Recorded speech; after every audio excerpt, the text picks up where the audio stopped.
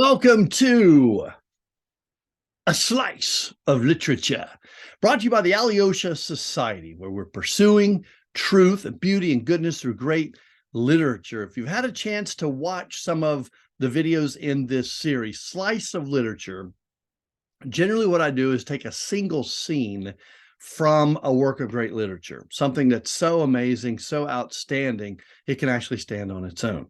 I do still provide context to help us better understand, but the scene could possibly stand out all by itself. In this video, slightly different, but same general idea, we're going to be looking at the concept of immortality in Shakespeare's sonnets. So finally, the secret to living forever, as laid out in the Sonnets of William Shakespeare. Let's go ahead and dive in here. A little bit of background. Honestly, since the earliest days of literature, the poet, the philosopher, the theologian has sought the secret to immortality. How do we live forever in one way or another? You know, the Epic of Gilgamesh, one of the oldest known works of literature to man, deals with this theme. Plato and the immortal soul, I mean, the fountain of youth, the examples go on and on.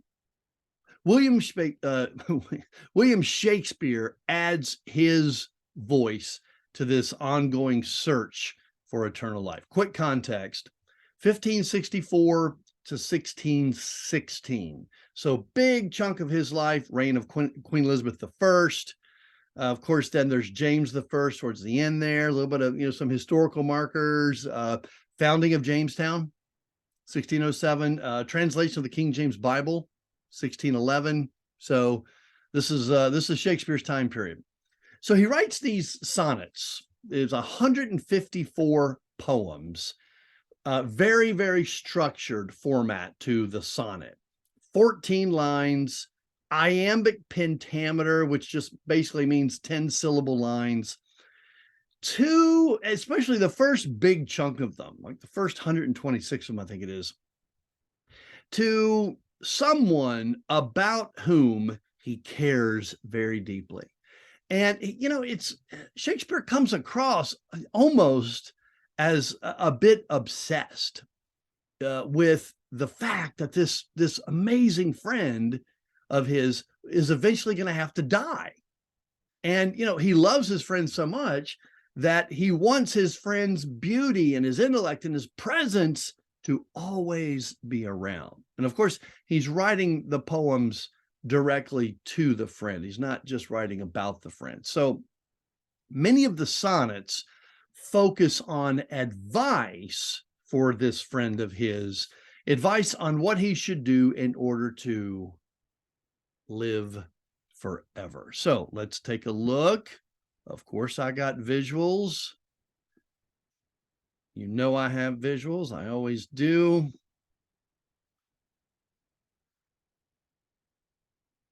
Just a matter of getting them to pull up. That's all. All right, here we go. So William Shakespeare, the sonnets.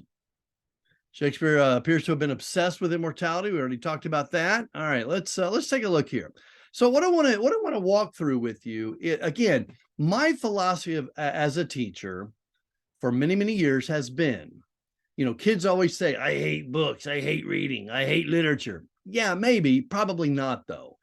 What I have found is that student, that 10th grader, that 7th grader, whatever, that student doesn't hate reading. That student is not understanding what he's reading.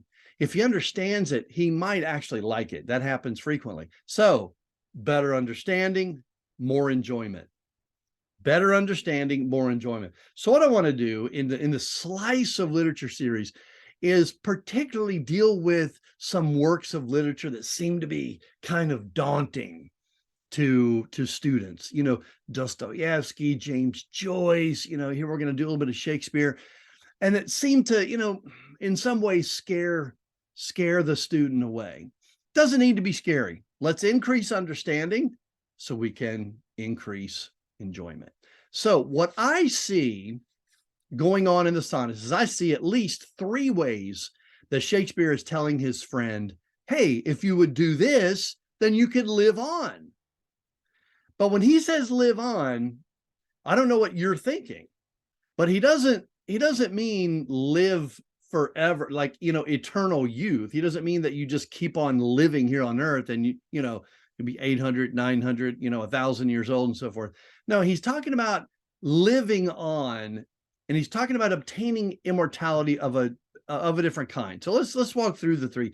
The first one, in the opening sonnets, really about the first 16 or 17, he's telling his friend, hey, dude, you got to have some kids. You're single. You're not reproducing. Let me find, I got to find out where to put myself. You can see everything. Yeah. See, if you would have some kids, then at least, your DNA is passed on. You pour yourself into your children, and then, okay, fine. Eventually, friend, you're wonderful and you're amazing, but you do actually die, but not totally. You live on. You live on, in a sense, in your children. My father passed away a few years ago, but my wife still says, you sound just like your dad when you say that. Yeah, that's because my dad was amazing and he poured himself into me, but it's DNA, it's nature and nurture. And my dad is living on through me. My ways are a lot like his ways. So let's take a look at a few of them. So here we have it. The early sonnet. The young man's too beautiful to die with. You got to leave some replicas behind. You have a duty. It's almost like he says, you are required. You are so amazing. You are required. You are obligated to procreate. Okay. I don't know what I think about that, but I do have a few we're going to look at. So if you have a copy of your sonnets handy, I'm going to be looking at the ones I've listed up there. Number 2, when 40 winters shall besiege thy brow. In other words, you're getting old. And dig deep trenches in thy beauty's field. Thy youth's proud livery, so gazed on now, will be a tattered weed of small worth held. Okay. So, hey, friend, you're pretty amazing now, but there's going to come a day when you're going to look old and you're not going to be as handsome. Then, being asked where all thy beauty lies, where all the treasures of thy lusty days, to say within thine own deep sunken eyes, were an ill-eating shame and thriftless praise, how much more praise deserved thy beauty's use? If thou could answer this fair child of mine, shall sum my count and make my old excuse. See, that's in quotes. So Shakespeare is saying, you want to be able to say this, proving his beauty by succession thine. And then this Shakespeare sonnets, the sonnet form, this iambic pentameter, the last 2 lines generally have like this bam, bam, like this 1-2 punch. Sometimes, honestly, it's fun. I just pick up my sonnets and read through the last 2 lines of all of them. It's kind of fun because that's kind of where the punch is, at the end. This were to be new made when thou art old, and see thy blood warm when thou feelst it cold. All right. So you're going to get older. You got to have some kids. They'll be young and beautiful like you are now. But if you don't get busy, it ain't going to happen. Number 3, look in thy glass. Okay. When Shakespeare used the word glass, he means mirror. Another little hint. When he says the word bark, he's not talking about bark on a tree. He's usually talking about a boat. All right. So look in thy glass, look in your mirror, and tell the face thou viewest, now is the time that face should form another. Hey, look in the mirror and say to yourself, hey, I should replicate that. That's a pretty good looking fella in there. Last 2 lines. But if thou live, remembered not to be, die single, and thine image dies with thee. Now, Shakespeare is assuming here, I guess I'm being a little facetious, that people don't have kids if they're not married. When he says single, he's talking about someone who never married nor ever had any kids. They haven't replicated themselves in any way, shape, or form. So there it is. If you die single, then your image, that beautiful thing you see in the mirror, it'll die as well. Number 7, Last two lines. So thou thyself outgoing in thy noon, unlooked on diest. Comma, let the pause kind of marinate in there. Unless thou get a son. Oh, yeah. Okay. If you get the son, then I can deal a little bit better with the loss that the world is going to experience when you die. Yeah. Number 8, last two lines. Whose speechless song, being many, seeming one, sings this to thee, thou single wilt prove none. I don't want to be too repetitious here, but the first 17 sonnets just hammer this. I mean, almost every one of them. Number 10, last three lines. Make thee another self for love of me. If you love me, replicate yourself. Come on, humor me here. That beauty still may live in thine or thee. I think you're getting the point. 12 is one of my favorites. I've tried to memorize a few of the sonnets over the years, and I'm not that great at memorizing, so I'm never going to memorize all 154 of them. But 12 is one of the ones that I have committed to memory. But the last two lines, and nothing against time's scythe can make defense, save breed to brave him when he takes the hints. Now, time's scythe. For younger students here, I don't know if you know what a scythe is. It's like a, back in the old days when we didn't have weed eaters, we'd use a scythe. It's like it has a blade about this long on it, and it's curved, and you like, it's super sharp, and you just like whack, manual labor. You chop those big high weeds down. I'm sure it's used in other ways on farms and things, but it says time's scythe. What does that mean? Well, time is like that scythe chopping away at your beauty. It chops you down, because as you age, you shrink and you wither, and you're not as attractive, and you're weak and you're infirm. Last one, 13. None but unthrifts, dear my love, you had a father, let your son say so. Hey, so if all else fails, hey, someone decided to have you. Yeah, you should, pay it forward, man. You should have someone. Okay. So the first way that Shakespeare talks about immortality is through progeny, through procreating, through your children. Second way, we come back up here. Hey, if you want to have some kids, then I'll tell you what, I'm going to write all these poems, and I'm going to write them about you, and then people are going to be reading them for ever, maybe. But anyway, you'll live on through the poem because people keep reading. This is, some of you who are into ancient literature, this is a very common Homeric theme. Where's my buddy? Yeah, there he is. Yeah, very, very common, right? He's looking at me like, of course, it is. Why are you even asking me that? Yeah. So the whole idea with Homer, the Iliad, the Odyssey, was the warrior wanted to do something on the battlefield that was so heroic, so valiant, so memorable, that the poet would then immortalize him in the poetry. So he would become a part of the Iliad or the Odyssey or some great epic poem, and then he'd live on that way. But anyway, so how do you live on through verse? 18, if you're going to start memorizing the sonnets, and I think you'll have fun doing that, I really do. You might want to start with 18. It's the most, it's just the most recognizable one. It's very easy to memorize. Shall I compare thee to a summer's day? Thou art more lovely and more temperate.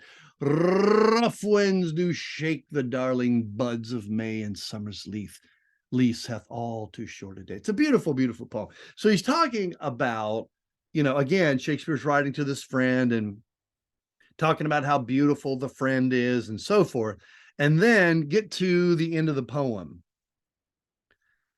About 3/4 of the way down. but thy eternal summer shall not fade. Ooh, now how is that?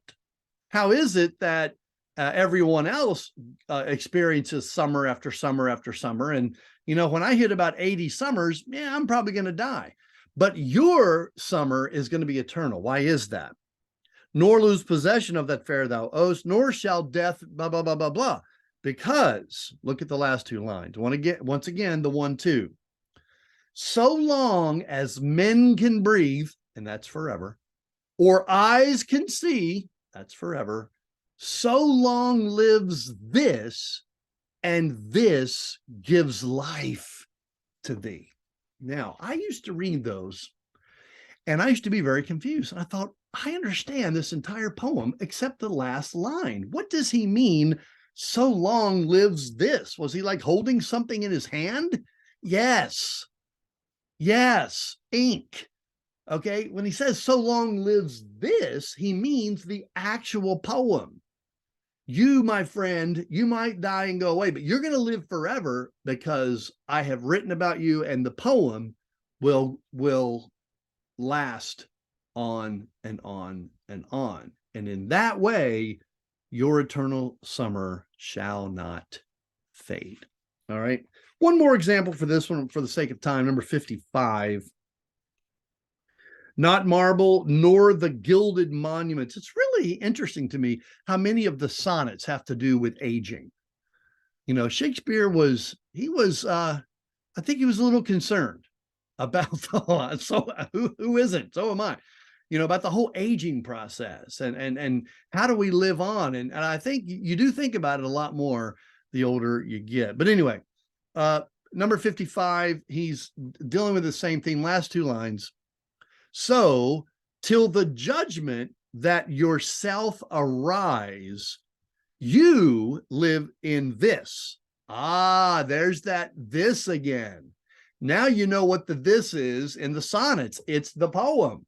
So you live in this and dwell in lovers' eyes. See? I mean, come on, think about it. Shakespeare lived, more than 300 years ago, and we're still talking about all of this.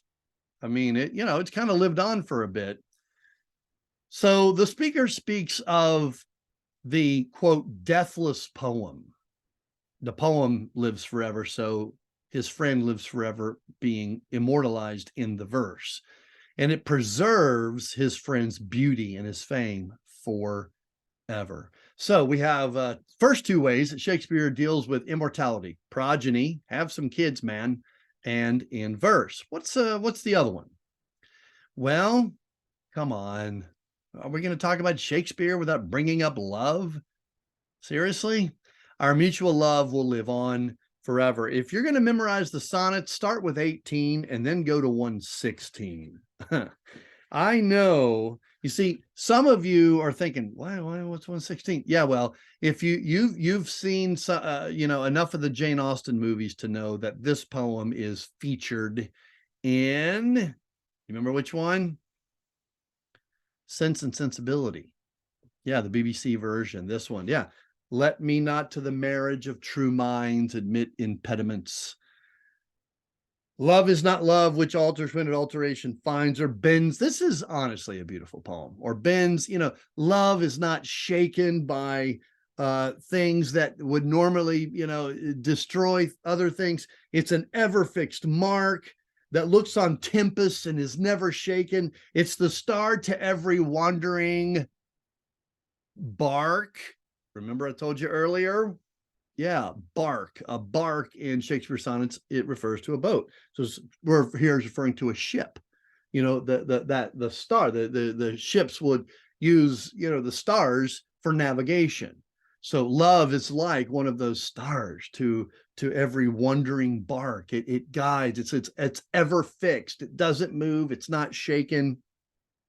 And then if you looked on, it is, quote, an ever fixed mark that looks on tempest and is never shaken. True love is immortal and will never die. And he says at the end here, if this be error and upon me proved, I never writ, nor no man ever loved.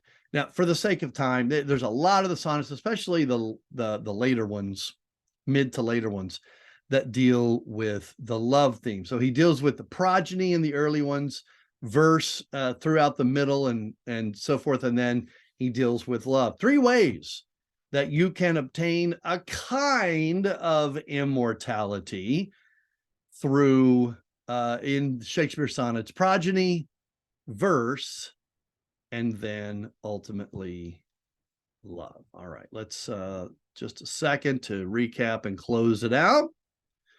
I do want to repeat something here.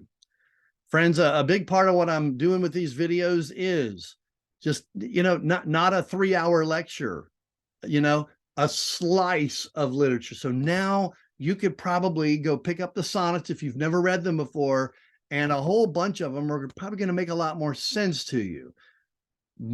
Better understanding, more enjoyment. And I do hope that this video has been happy.